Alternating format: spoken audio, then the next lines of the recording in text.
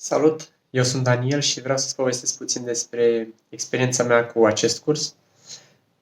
Pandemia m-a ajutat să fac această schimbare deoarece mi-am pierdut locul de muncă și am decis că vreau să lucrez în IT deoarece e bine plătit și se caută. Am luat-o de la zero, fără să am vreo cunoștință în domeniu. Instructorii au făcut o treabă foarte bună cu noi, în special Ana, ne-a ajutat foarte mult, a avut multă răbdare cu noi. Și doar după 7 luni de curs am reușit să mă angajez în domeniu, pe partea de frontend.